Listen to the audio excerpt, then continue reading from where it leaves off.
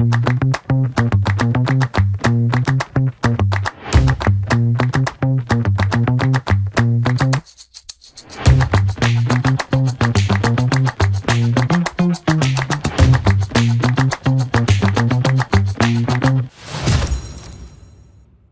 chicos, ¿cómo están? Muy bienvenidos y muy buenos días, muy buenas tardes o muy buenas noches, depende de la hora que ustedes estén viendo esta video clase.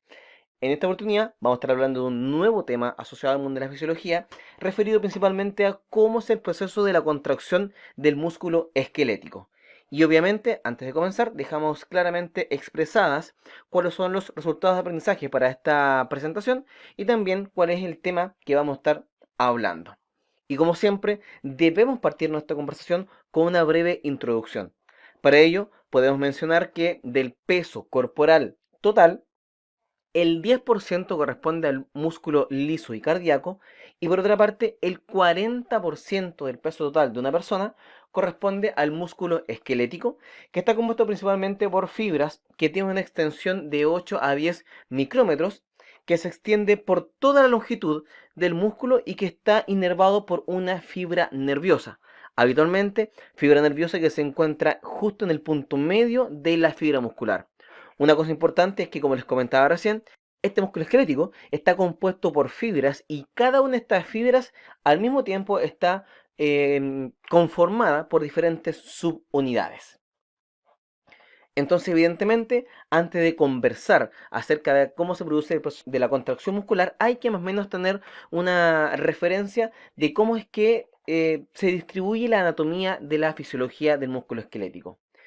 Tal como vemos en este esquema, que lo vamos a acercar un poquitito, vemos que el músculo está compuesto por varios fascículos musculares. Y a su vez, los fascículos musculares están hechas por diferentes fibras musculares y cada una de las fibras musculares están compuestas por diversas miofibrillas. Antes de comenzar de lleno directamente con el proceso de la contracción muscular, primero hay que hacer una orientación respecto a cuáles son las partes y los elementos que componen a esta fibra muscular. Primera cosa, tenemos una estructura llamada el sarcolema, también conocido como el miolema, que representa a la membrana plasmática de la célula muscular. Tal como dice acá, es la membrana celular muscular, que está compuesta por una capa delgada de polisacáridos y que también contiene fibras de colágeno, que entonces permiten que le demos cierta estructura y cierta estabilidad.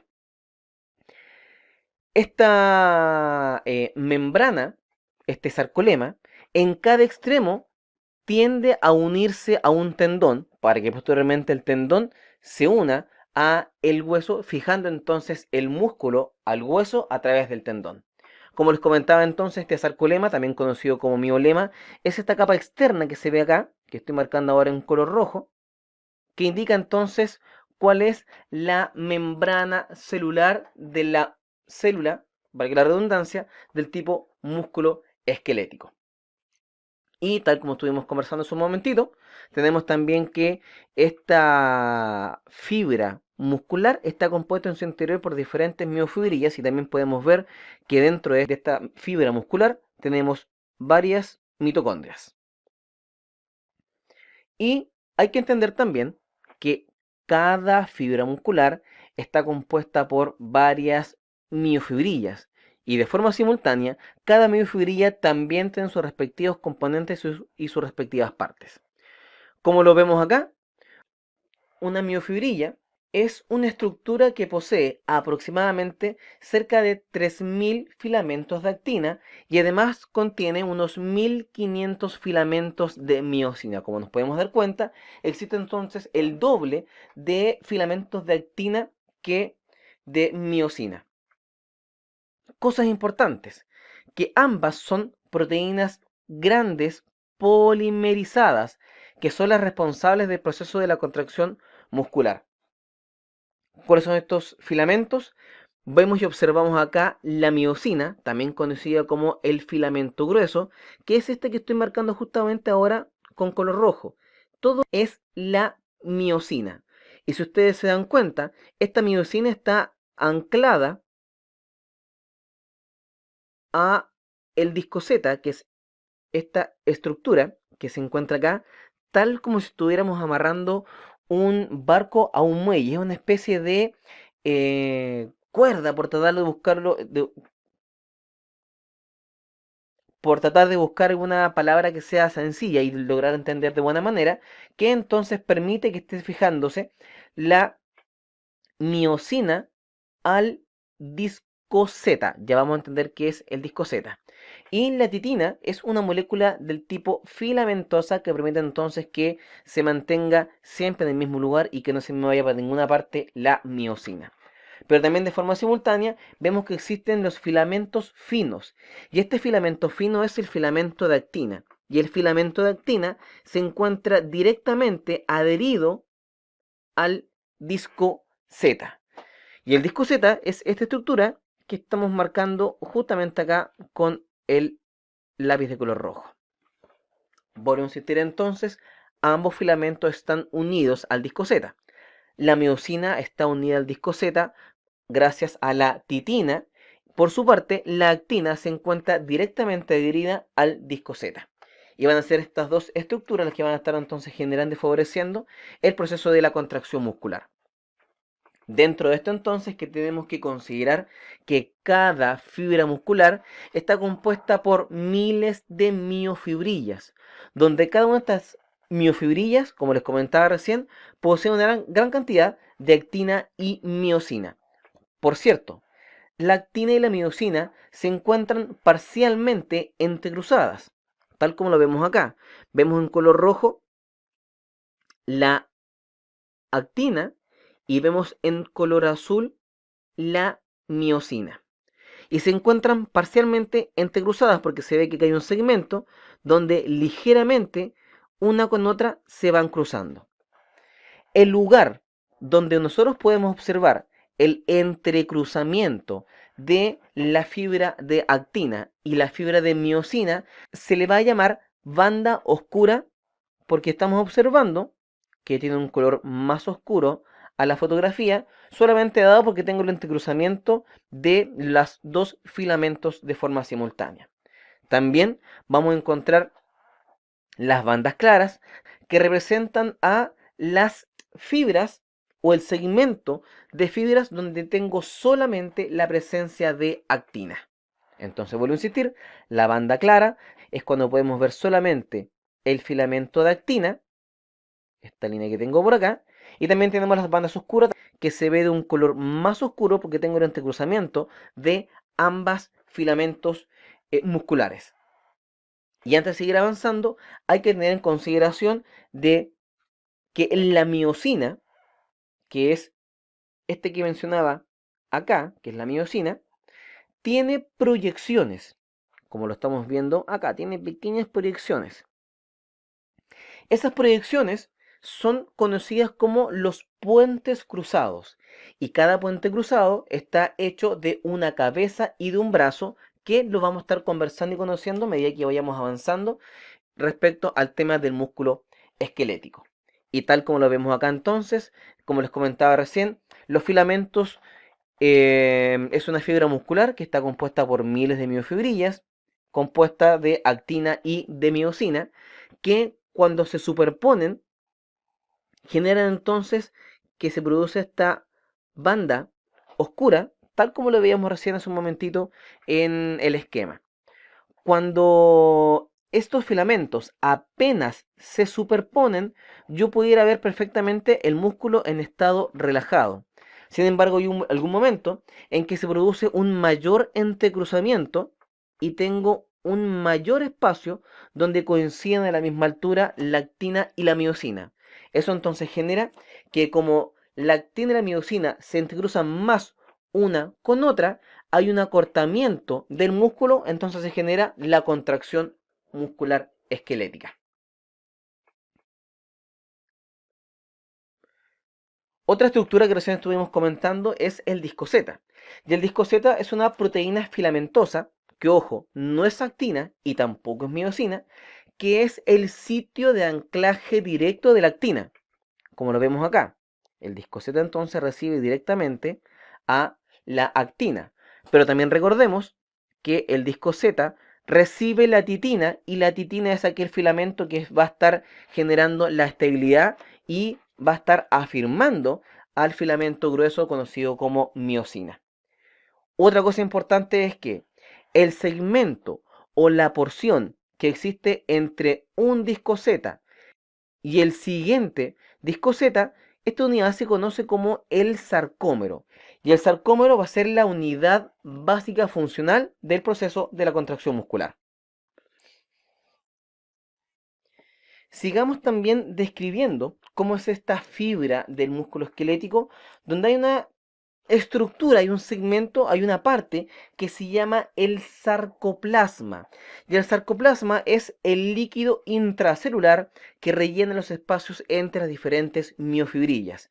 Como lo vemos acá, tenemos entonces que todo esto es una célula muscular, es decir, sería entonces una fibra.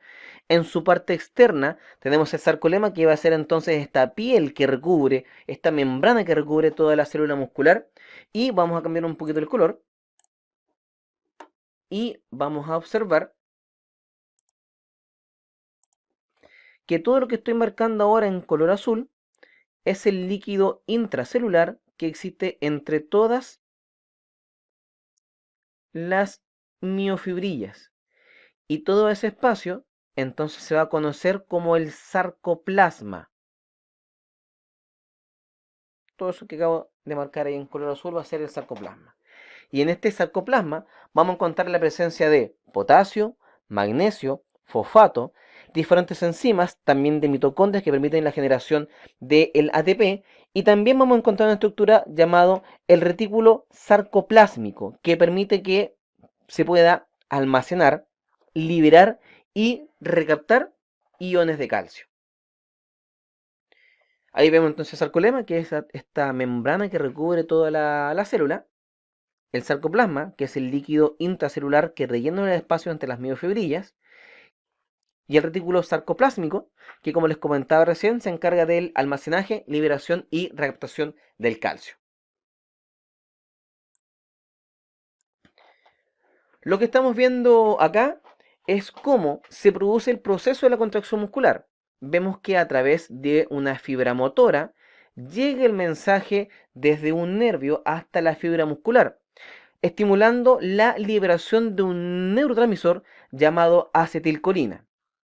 De esta forma entonces vamos a tener que la acetilcolina hace que se abra este canal, permitiendo entonces el ingreso de iones al interior de la célula muscular, favoreciendo entonces el proceso de la contracción. Este es un mega, super, hiper resumen, porque a medida que vayamos avanzando vamos a estar entendiendo el proceso con mayor detalle. Para entender cómo se produce el proceso de la contracción muscular, hay que primero conversar y conocer cómo se produce el mecanismo general de la contracción muscular, que tiene diferentes etapas que vamos a estar conversando a continuación. Primera etapa, tenemos que el potencial de acción viaja por la fibra motora, es decir, viaja por el sistema nervioso hasta llegar a la fibra muscular para poder estimularla. Todo eso es la etapa 1. Luego, en la etapa 2, el potencial de acción llega hasta el final de la fibra motora y toma contacto con la fibra muscular. De esta forma entonces se va a estimular la salida de la acetilcolina hacia el espacio sináptico, es decir, hasta el lugar donde se intercomunican la fibra nerviosa con la fibra muscular. ¿Cómo ocurre lo que estamos viendo ahí? De la siguiente manera.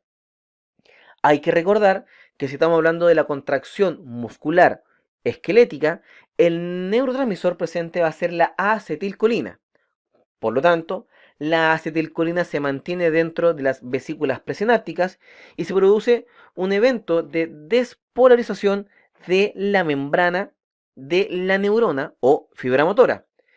Como se despolariza esta membrana, se genera entonces el ingreso de calcio al interior de esta célula nerviosa, generando entonces que las vesículas se acercan a la pared interna de la membrana plasmática de esta fibra motora, y por un proceso de exocitosis se va a generar entonces la liberación de este neurotransmisor al espacio sináptico.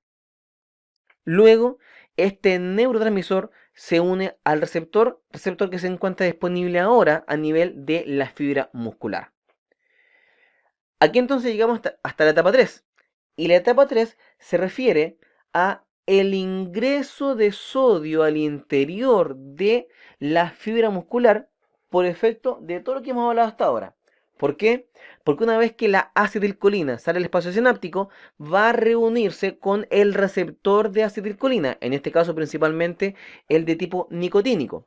Porque recordemos que el muscarínico está más asociado al proceso de la contracción del tipo involuntaria, como lo es el parasimpático. En este caso, como hablamos de la respuesta voluntaria porque es músculo esquelético, sabemos que el receptor va a ser el receptor de nicotina.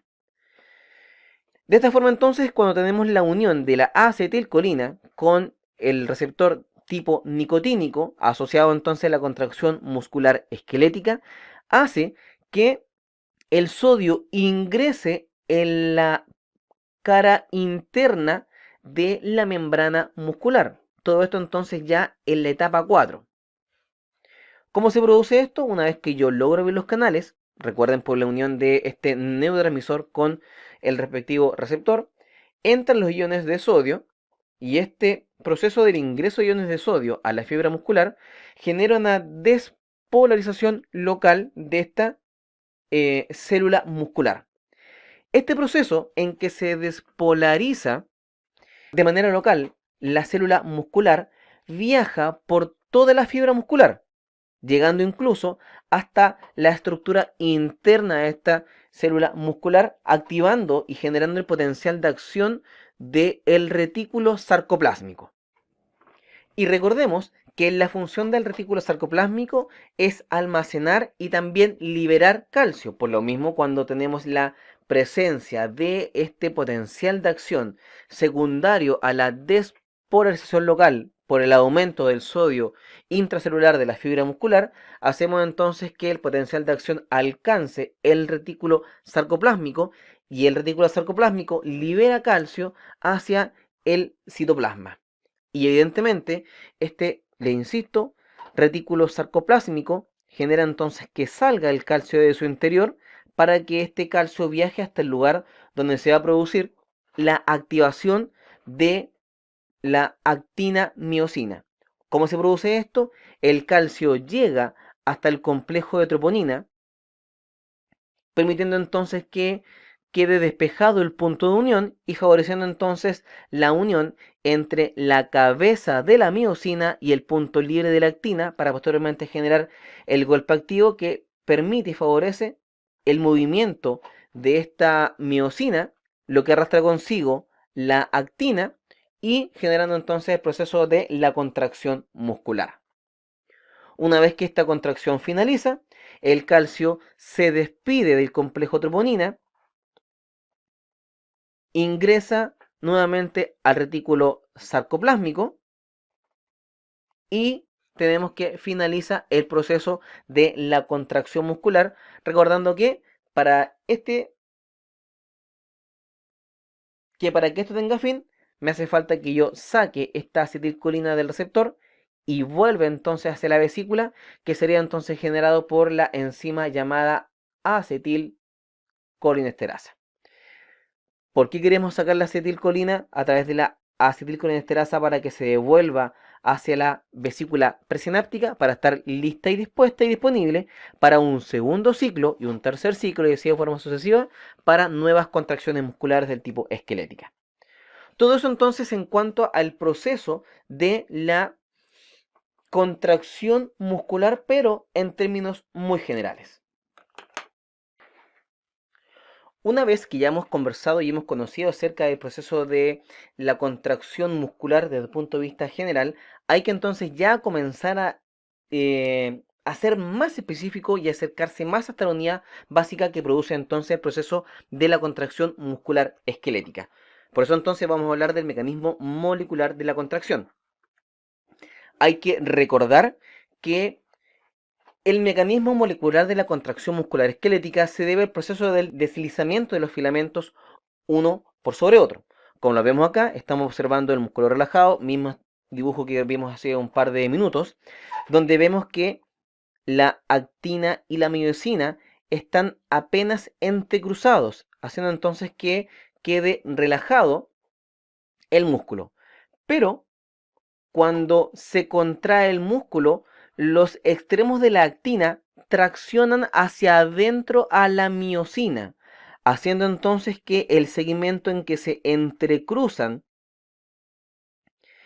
estas dos hebras o estos dos filamentos genera el acortamiento del sarcómero y entonces genera el proceso de la contracción muscular. ¿Y por qué se produce esto? Se produce esto porque los puentes cruzados de miosina se unen a la actina y la actina los tira, los tracciona, los empuja hacia adentro, generando entonces que se entrecrucen inicialmente de esta forma relajado, pero como la actina tracciona y tira la miosina, queda entonces más corto y se traccionan.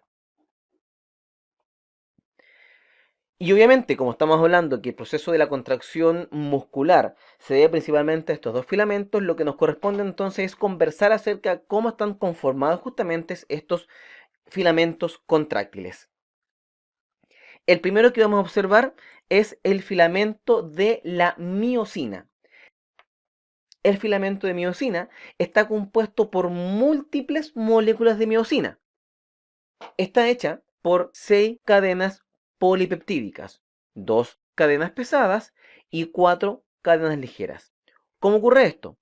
Las 2 cadenas pesadas entre sí se van a comenzar a enrollar, formando una doble hélice. En un extremo se forma la cola de la miosina y el conjunto de colas de miosina se comienzan a agrupar entre sí para formar entonces un solo gran filamento. Pero ¿qué ocurre con el otro extremo? El otro extremo no tiene un entrecruzamiento tan importante de estas dos cadenas pesadas. De hecho, se separan y luego cada una de estas cadenas pesadas sobre sí misma se enrolla, generando entonces una especie de doble extremo, como si estuviéramos viendo nosotros un cordel que se abre. Y a su vez, estas cadenas pesadas que en un extremo forman una cola, pero en el otro extremo se plegan sobre sí mismas y entonces forman dos entrecruzamientos distintos. A cada uno de estos entrecruzamientos se le van a agregar dos cadenas ligeras a cada uno. Veámoslo entonces de manera más sencilla. Lo que estamos viendo acá es las dos cadenas pesadas que forman la cola, pero luego vemos que las cadenas pesadas se separan y se enrollan sobre sí mismas, una por un lado, la otra por otro lado. Y es en esta estructura en que se van a unir dos cadenas ligeras de miosina en cada una de estas cadenas gruesas. Y todo esto conforma la estructura llamada cabeza, que es entonces la cabeza de la miosina. Luego tenemos la cola y el segmento dispuesto entre la cola y la cabeza se llama entonces brazo. Por lo tanto, vemos que los extremos plegados sobre sí mismos forman entonces dos cabezas, recordando que se van a unir dos cadenas ligeras a cada uno de estos extremos de la cadena pesada que se plegaron sobre sí mismos, generando entonces la cabeza de la miosina. La cabeza de la miosina se junta con el brazo de la miosina para formar entonces la estructura llamada el puente cruzado. Otro elemento a tener en consideración es que la cabeza de la miosina tiene actividad ATPasa. ¿Qué quiere decir esto? Significa que la cabeza de la miosina permite que el ATP se transforme en ADP más un fósforo del tipo inorgánico. Lo que estamos viendo acá entonces finalmente en este segmento que estoy marcando ahora, entonces me indica que esta es la miosina y la miosina forma esta cola que se enrolla sobre sí misma y se enrolla con las demás unidades de las miosinas. Y también tenemos acá arriba que esta cadena empieza a plegarse sobre sí misma cada una de las cadenas pesadas, formando entonces una especie como de dobles patitas, como de dobles cabezas. Por lo tanto, entonces uno podría pensar que de cada brazo aparecen dos cabezas, porque evidentemente sabemos que la cola son dos hebras que se enrollaron. Y recuerden que a cada una de estas hebras o cadenas pesadas se le van a estar agregando a cada una dos cadenas ligeras formando entonces la cabeza de la miosina. Y va a ser esta estructura, la cabeza de la miosina, que se va entonces a estar uniendo con el filamento de actina. Entonces, evidentemente también nos queda conversar respecto a qué es el filamento de actina. El filamento de actina, de partida, es una molécula F-actina bicatenaria, es decir, es una cadena doble que se comienza a entrecruzar. Y esta cadena doble que se entrecruza posee los llamados puntos activos. Una cosa importante a considerar es que el punto activo le gusta interactuar con el ADP, y el ADP va a estar presente en la cabeza de la miosina.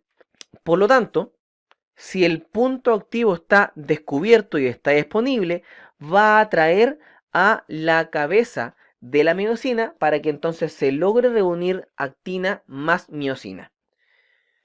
Pero ojo, que la actina también tiene otras estructuras. También vamos a observar que la tropomiosina, cuando se encuentra en reposo, está cubriendo el punto activo.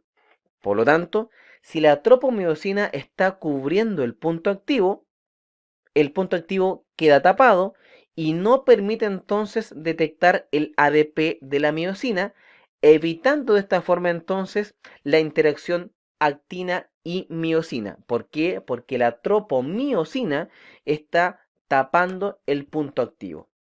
Y luego tenemos finalmente que existe una estructura llamada la troponina.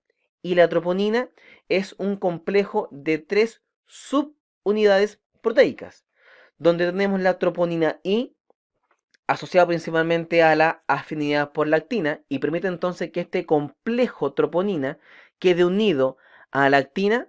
También tenemos la troponina C, que tiene una afinidad importante y particular por el calcio, entonces va a ser esta troponina en particular del complejo troponina que va a estar recibiendo al calcio. Y también tenemos la troponina T, que tiene una afinidad importante con la tropomiosina.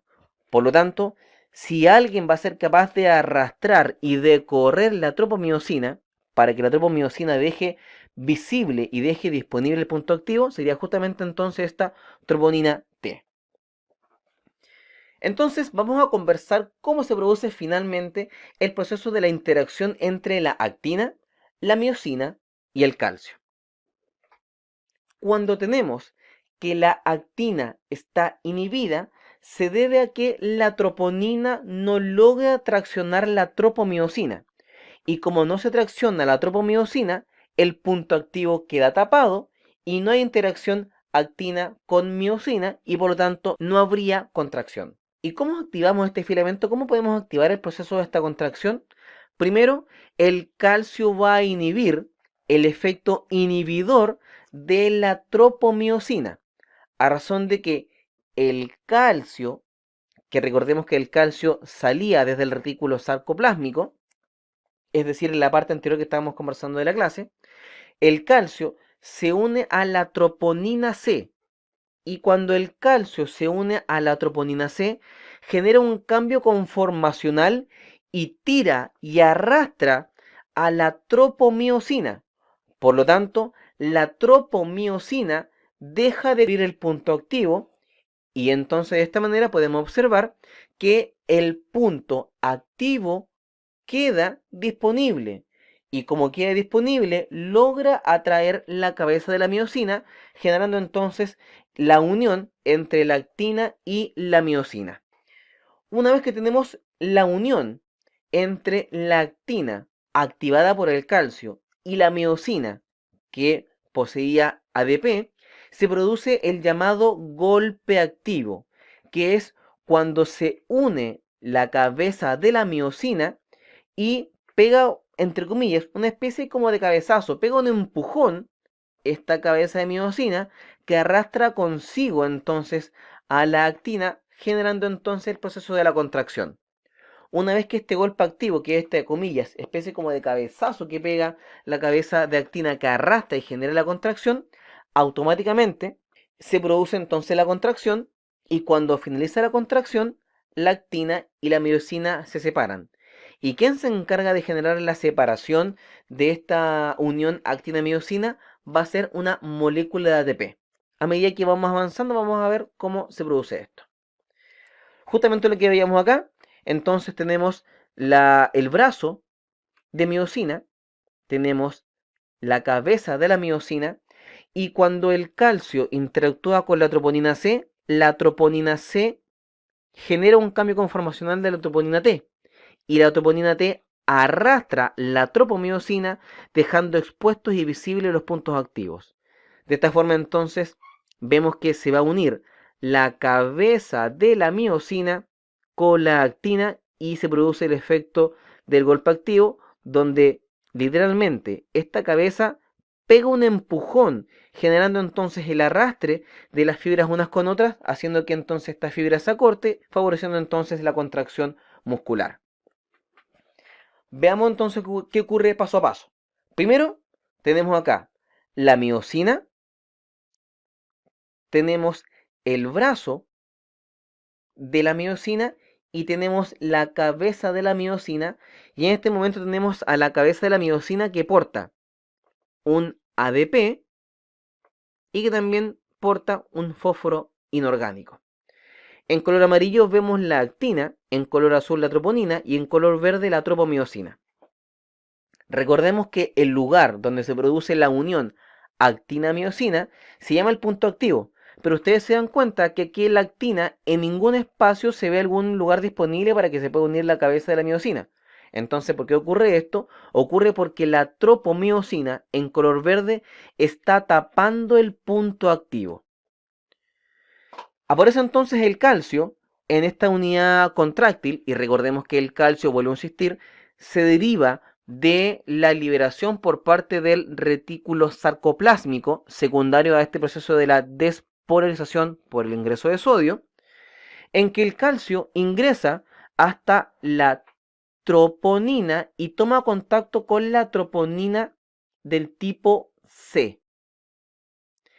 Esta troponina del tipo C activa todo el conjunto de la troponina, y al activar toda la troponina también activa la troponina T, y la troponina T tracciona la tropomiosina.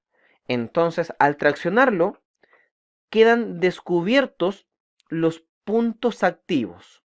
Si ustedes se dan cuenta, ahora sí que sí, tengo disponible todos los puntos activos, y están disponibles justamente porque la troponina T traccionó y tiró la tropomiosina, dejando entonces al descubierto estos puntos activos.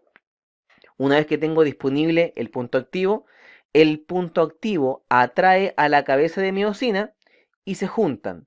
Y una vez que se juntan, se produce el proceso de el golpe activo, y vemos entonces que la cabeza de miosina pega un golpe hacia adelante, haciendo entonces que estas estructuras, estos filamentos, se entrecrucen, generando entonces el acortamiento del sarcómero y por lo mismo entonces la contracción del músculo esquelético.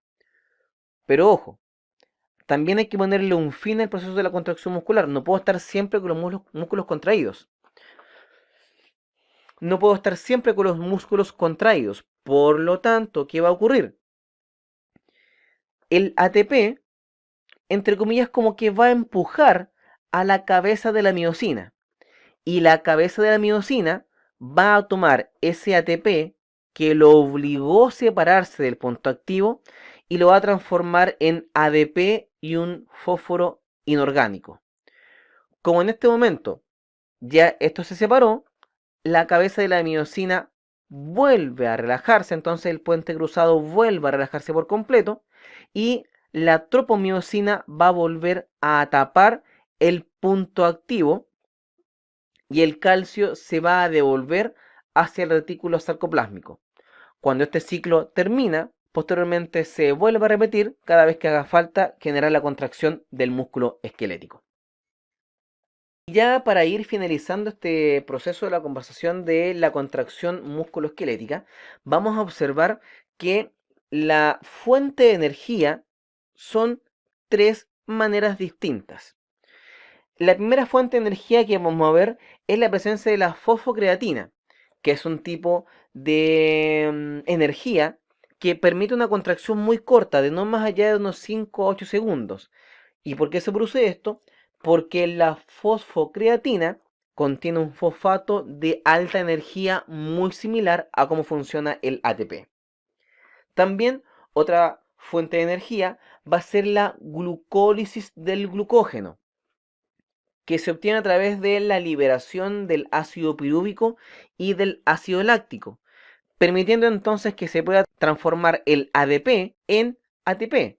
Recordando que el ATP se encarga de la separación de la actina y miosina, y una vez que el ATP se encuentra en la cabeza de la miosina, el ATP se transforma en ADP y en un fósforo inorgánico. La glucólisis del glucógeno, que como lo estamos viendo recién, permite entonces la generación de ATP gracias a la conversión del ADP.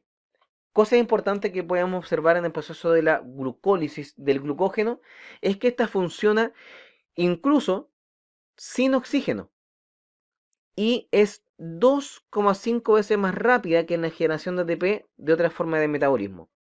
Sin embargo, el gran problema es que acumula gran cantidad de productos finales de la glucólisis. Entre ellos, por ejemplo, el ácido láctico. Y el ácido láctico es el responsable que nos duele los músculos cuando nosotros hacemos un ejercicio demasiado extenuante o un ejercicio para el cual no estábamos preparados.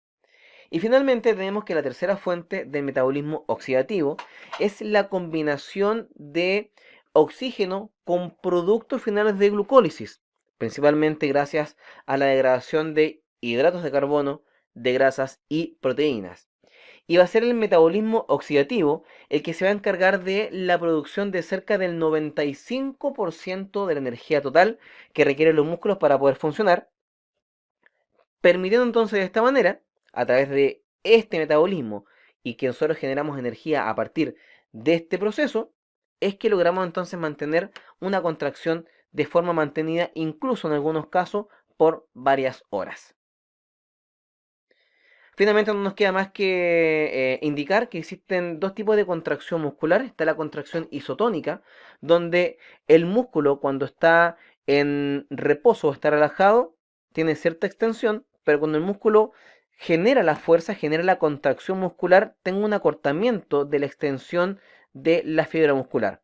Pero también vemos que existe la contracción isométrica. Y la contracción isométrica se refiere a que no hay variación de el tamaño de la fibra muscular o del músculo, pero aún así es capaz de generar una tensión para poder levantar cierto peso. Y finalmente, en cuanto a la unidad motora, se refiere entonces a la fibra motora que sale desde el sistema nervioso central, que llega entonces hasta la unidad motora, que es el lugar donde van a estar llegando todas las fibras nerviosas que van a estar entonces indicando y controlando el proceso de la contracción muscular. Eso, chiquillos, entonces es todo lo que podemos conversar respecto a este tema llamado el músculo esquelético y no nos queda más que despedirnos y esperar encontrarnos en una próxima oportunidad en alguna de las clases disponibles de el Profe Cepeda. Chao, chao.